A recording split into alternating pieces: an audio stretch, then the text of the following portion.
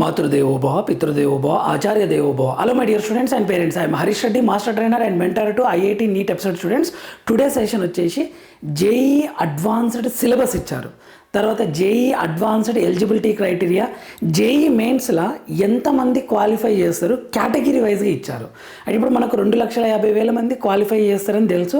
అందులో ఓబీసీ ఎంతమంది, ఎస్సీ ఎంతమంది, ఎస్టీ ఎంతమంది అనే ఇన్ఫర్మేషన్ కూడా ఎక్స్ప్లెయిన్ చేసే ప్రయత్నం చేస్తాను. కొన్ని టిప్స్ కూడా ఇవ్వాలని ప్రయత్నం చేస్తాను. లాస్ట్ వరకు చూడండి. సో మన JEE అడ్వాన్స్డ్ ఈసారి IIT రూర్కీ కండక్ట్ చేస్తుంది. సో మనకి ఇంతమందికి ఎగ్జామ్ డేటే వచ్చింది, ఎగ్జామ్ డేటే ఇచ్చారు May 17th అని చెప్పేసి. ఇప్పుడు రెగ్యులేషన్స్, రూల్స్, సిలబస్ అన్నీ ఇచ్చారు. మనం దాని గురించి డిస్కస్ చేద్దాం. సింపుల్గా మనం ఎలా చెక్ చేసుకోవాలి సార్, మేము ఎలా చెక్ చేసుకోవాలి అని అంటే JEE.adv.ac.in 2026 అని క్లిక్ చేయండి. క్లిక్ చేస్తే ఇలా ఓపెన్ అవుతుంది. JEE అడ్వాన్స్డ్ 2026, JEE అడ్వాన్స్డ్ 2026 దీన్ని క్లిక్ చేయండి. క్లిక్ చేస్తే JEE advanced 2026 joint entrance examination, ఇది ఆల్రెడీ చెప్పాను కదా, రూర్కీ, IIT రూర్కీ, ఎస్ ఇలా వస్తుంది మనకు. ఇంతకుముందుకు మనకి ఏమి ఇచ్చారు అని అంటే ఇది ఇచ్చారు, JEE advanced 2026 will be held on Sunday May 17th May exam అని చెప్పారు. 2 పేపర్లు ఉంటాయి అని చెప్పాను క్లియర్గా, దాని గురించి డిస్కస్ చేశాను. ఈరోజు ఏమి ఇచ్చారు అని అంటే yesterday link for eligibility criteria for appearing in JEE advanced 2026 for Indian nationals and OCI PIO అంటే ఎలిజిబిలిటీ క్రైటీరియా. సింపుల్గా ఇప్పుడు మీరు ఏం చేయండి, దీన్ని క్లిక్ చేయండి, ఈ లింక్ని ఇలా వస్తుంది మీకు. ఓకే, ఇది performance in JEE mains 2026, age limit, number of attempts, appearance in class 12 and earlier admissions at IITs, ఇవి రూల్స్ అనమాట. ఇవి ఒక్కసారి మనం డిస్కస్ చేద్దాం. ఫస్ట్ పాయింట్ వచ్చేసి ఇక్కడ పర్ఫార్మెన్స్ ఇన్ JEE మెయిన్స్ 2026. మనకు తెలుసు కదా, candidate should be among the top 2,50,000 successful candidates including all categories in BE BTech paper of JEE main 2026. అంటే మనం ఇప్పుడు 14 లక్షలు 15 లక్షలు స్టూడెంట్స్ రాస్తారు. అందులో టాప్ 2,50,000 సెలెక్ట్ చేస్తారు. అది 2,50,000 అని ఎగ్జాక్ట్ ఉండదు, కొన్నిసార్లు ఎక్కువ కూడా ఉండొచ్చు. ఆ పాయింట్ కూడా ఇచ్చారు, చెప్తాను. 2,50,000 స్టూడెంట్స్ని ఏం చేస్తారు, JEE అడ్వాన్స్డ్కి క్వాలిఫై చేస్తారనమాట. అంటే ఈ 2,50,000లో కొంతమందికి ఏమో IIT అడ్వాన్స్డ్ రాసి సీట్ వస్తుంది. ఇక మిగిలిన వాళ్ళందరూ NIT, IIIT, GFT ఇలా సీట్లు సంపాదించుకుంటారు అనమాట. సో మీకు NIT రావాలన్నా, IIT అడ్వాన్స్డ్ ఎగ్జామ్ రాయాలన్నా, IIIT రావాలన్నా మీరు ఈ టాప్ 2,50,000 లోపల ఉండాలన్నమాట. కంట్రీ వైజ్గా 14, 15, 16 లక్షలు అలా రాస్తే మీరు టాప్ 2,50,000 లోపల ఉండాలి. అలా చేస్తారనమాట. ఇక్కడ రిజర్వేషన్ కూడా ఇచ్చారు కదా, కొద్దిమంది రిజర్వేషన్ మీద ఐడియా ఉండదు, అందుకని చెప్తున్నా. 10% for general EWS, 27% for OBC, NCL ఉండాలి, నాన్ క్రిమి లేయర్ ఉండాలి. OBC క్రిమి లేయర్ ఉందంటే మాత్రం అప్లికబుల్ కాదు, క్లియర్ ఇచ్చారు ఇక్కడ. 15% for SC, 7.5% for ST and the remaining 40.5% of open. మీకు కొంతమంది పేరెంట్స్ కన్ఫ్యూజ్ అవుతారు, సార్ ఓపెన్కి 40.5% సార్ అని. అలా కాదు, ఈ ఓపెన్లో అందరు వస్తారు. మళ్ళీ ఒక SC student all India first ranker వచ్చిండు అనుకోండి, ఆ స్టూడెంట్ ఇందులో ఉంటాడు, ఈ 40.5% ఉంటాడు అనమాట. ఈ ఓపెన్ అంటే నాట్ OC స్టూడెంట్స్, ఆల్ అందరికీ మెరిట్ బేస్డ్గా అనమాట ఇది. ఓకే, ఇది 5 కేటగిరీ. ఇంకొకటి ఇక్కడ ఏమి ఇచ్చారంటే with in each of these 5 categories 5% horizontal reservation is available for PWD candidates. ప్రతి OBCలో 5% PWD, SCలో 5% PWDకి అనమాట. ఇప్పుడు SCకి 100 సీట్లు ఉన్నాయి అనుకోండి, అందులో 5 సీట్లు పర్సన్ విత్ డిజబిలిటీ PH స్టూడెంట్స్కి ఇస్తారనమాట, 5 అలా అనమాట ప్రతి కేటగిరీ. సో ఇంకొకటి 2,50,000 ఓకే సార్, అందులో OBC వాళ్ళది ఎలా అనేది, SC వాళ్ళది ఎలా అనేది ఎక్స్ప్లెయిన్ చేసే ప్రయత్నం చేస్తాను. ఓపెన్ వాళ్ళని ఎంతమంది తీసుకుంటారంటే మెరిట్ బేస్డ్గా 96,187 ఇది ఒకటి. ఓపెన్ PWD 5,063 ఇది ఓపెన్ వాళ్ళకి అనమాట. ఇది నెక్స్ట్ అంటే ఓపెన్ అంటే మెరిట్ పరంగా 1,12,50 1,12,50 స్టూడెంట్స్ ఓపెన్ వాళ్ళ అనమాట, మెరిట్ బేస్డ్గా. నెక్స్ట్ జనరల్ EWS ఎంత, 23,750. General EWS PW 1,250. అంటే మొత్తం కలిపి 25,000 EWS మొత్తం కలిపి 25,000 మంది స్టూడెంట్స్ని సెలెక్ట్ చేస్తారు ఆ 2,50,000లో. నెక్స్ట్ ఓబీసీ నాన్ క్రిమిలేయర్లో 64,125 అండ్ ఓబీసీ పీడబ్ల్యూడీ ఎంత 3,375, మొత్తం 67,500.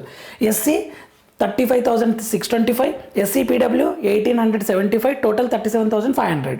ఎస్టీ ఎంత అంటే 17,812, పీడబ్ల్యూడీ ఎంత 938, టోటల్ ఎంత 18,750. ఈ మొత్తం కలిపితే 2,50,000 అవుతుంది. ఇది ఇలా ఈ స్టూడెంట్స్ని మనకు సెలెక్ట్ చేస్తారు అడ్వాన్స్డ్ ఎగ్జామ్ రాయడానికి, లేదా ఎన్ఐటి సీట్ రావడానికి, IIIT ఇవన్నీ రావడానికి ఈ స్టూడెంట్సే తీసుకుంటారు అనమాట. కొన్నిసార్లు ఏమైతుందంటే the total number of candidate maybe slightly greater than 2,50,000. 2,50,000 కన్నా ఎక్కువ ఉండొచ్చు, కానీ తక్కువ మాత్రం ఉండదు. లాస్ట్ ఇయర్ 2025లో ఎక్కువ ఉండదు అనమాట. ఓకే, ఇది ఒక పాయింట్. ఇక్కడ ఇంకొక రూల్ ఏంటంటే ఏజ్ లిమిట్. ఫాస్ట్ చెప్పేసి ఇది చిన్నదే. ఏజ్ లిమిట్ వచ్చేసరికి candidate should have been born on or after October 1, 2001. October 1, 2001 తర్వాత పుట్టిన వాళ్ళకి మాత్రమే ఎలిజిబిలిటీ ఉంటుందని చెప్పాడు ఇక్కడ. అయితే ఎస్సీ ఎస్టీ పీడబ్ల్యూడీ క్యాండిడేట్స్కి ఏముంటుంది, ఇది ఎగ్జామ్షన్ ఉంటుంది, రిజర్వేషన్. వాళ్ళకి ఏంటంటే October 1, 1996 అయినా సరే యాక్సెప్ట్ చేస్తారనమాట. 5 years రిలాక్సేషన్ ఉంటుంది. ఇది ఒక రూల్ ఎస్సీ ఎస్టీ పీడబ్ల్యూడీ స్టూడెంట్స్కి. మిగిలిన వాళ్ళందరూ October 1, 2001 తర్వాతనే పుట్టాలి.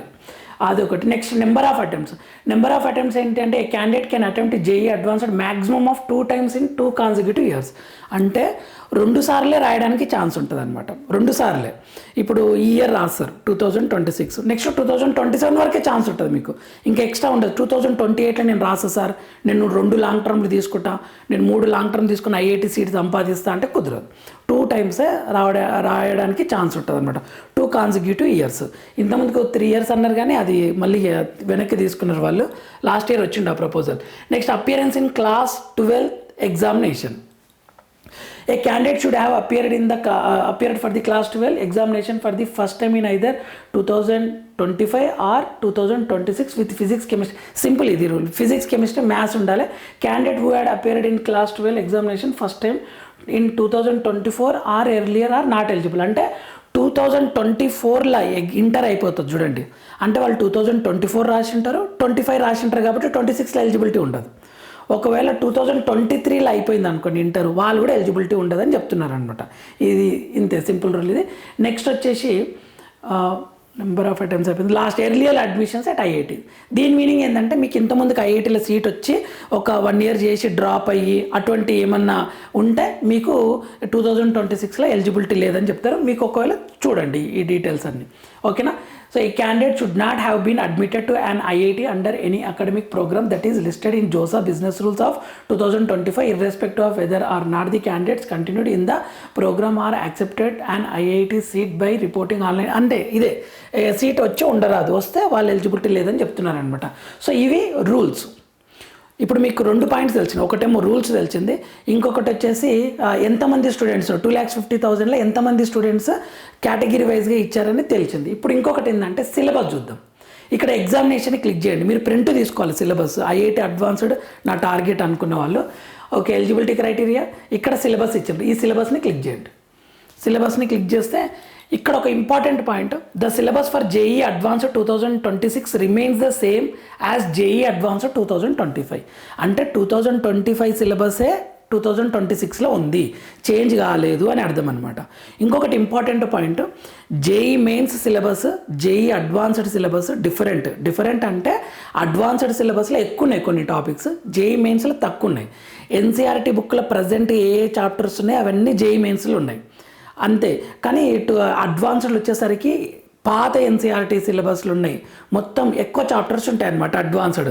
సో నా సజెషన్ ఏంటి అంటే, సార్ ప్రజెంట్గా నా ఫోకస్ వచ్చేసి ఓన్లీ జేఈ మెయిన్స్ సార్ అంటే మాత్రం మీరు ఓన్లీ ఎన్సీఆర్టీలో ఉన్న టాపిక్స్ జేఈ మెయిన్స్ సిలబస్ తీసుకొని అది మాత్రం చదవండి. అంతేగాని మీకు జనరల్గా నారాయణ చైతన్య కాలేజీలలో అడ్వాన్స్డ్ సిలబస్ కూడా చెప్పేస్తారు. ఫర్ ఎగ్జాంపుల్ కెమిస్ట్రీ తీసుకుంటే స్టేట్స్ ఆఫ్ మ్యాటర్ చెప్తారు, కానీ స్టేట్స్ ఆఫ్ మ్యాటర్ జేఈ మెయిన్స్కి లేదు, అడ్వాన్స్డ్కి మాత్రమే ఉంది.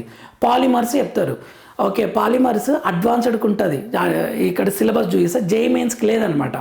అంటే మీరు తెలియకుండా జేఈ మెయిన్స్ కోసం ప్రిపేర్ అవుతుంటే ఈ అడ్వాన్స్డ్ టాపిక్స్ని వదిలిపెట్టండి. ఓకేనా? లేదు సార్ నాకు ఫుల్ కమాండ్ ఉంది, నాకు జేఈమెన్స్లో 250 వస్తున్నాయి, నేను అడ్వాన్స్డ్గా ప్రాక్టీస్ చేసుకుంటా అంటే మీ ఇష్టం. ఒకసారి చూడండి, ఫాస్ట్గా సిలబస్ చెప్పేస్తే కెమిస్ట్రీ జనరల్ టాపిక్స్ అంటే some basic concepts of chemistry, ఇది states of matter, gas and liquids, ఇది జేఈమెన్స్కి లేదు, అడ్వాన్స్డ్కి ఉంది. Atomic structure, next chemical bonding and molecular structure, chemical thermodynamics, chemical thermodynamics and chemical and ionic equilibrium, chemical kinetics. Okay, solid state, ఇది జేఈమెన్స్కి లేదు, అడ్వాన్స్డ్కి మాత్రమే ఉంది. జేఈమెన్స్ ఫస్ట్ నా టార్గెట్ అంటే ఈ సాలిడ్ స్టేట్ ఇవేం చదవకండి.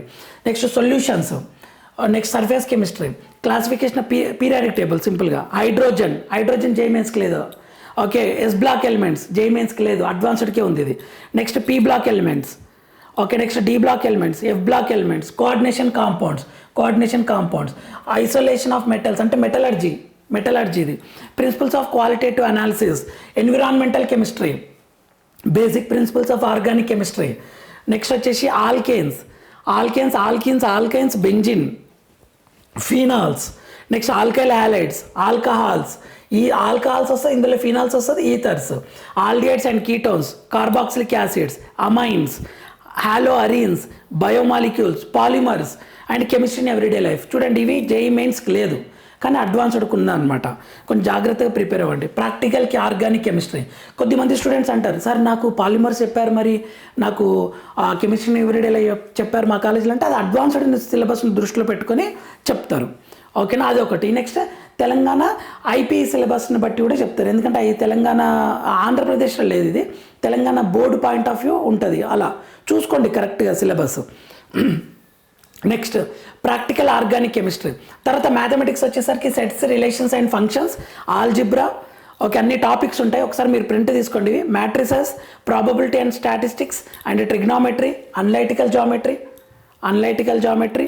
ఓకే, ఇందులోనే 3 dimensions, okay, differential calculus, okay, next వచ్చేసి integral calculus, vectors, next physics, general physics, ఇక్కడ యూనిట్స్ అండ్ డైమెన్షన్స్ ఇవన్నీ వచ్చేస్తాయి ఇక్కడ.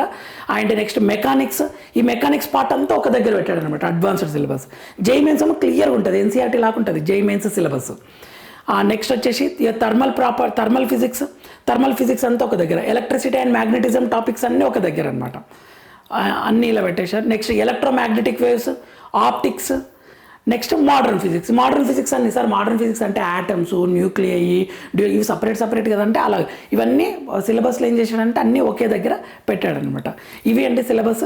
మై డియర్ స్టూడెంట్స్, మీరు ఇప్పుడు ఎవరైతే గ్రాండ్ టెస్ట్లు రాస్తున్నారో జేఈ మెయిన్స్ ఎగ్జామ్ 2026 జనవరి సెషన్ దృష్టిలో పెట్టుకొని కొద్దిమంది పేరెంట్స్ అడుగుతున్నారు, మా అబ్బాయికి 150, 160 వస్తున్నాయి సేఫా అని. 150, 160 ఆల్ ఎగ్జామ్స్లలో వస్తుంటే ఓకే, నేనైతే ఖచ్చితంగా 94-95% అబవ్ వస్తుందని చెప్పగలుగుతా.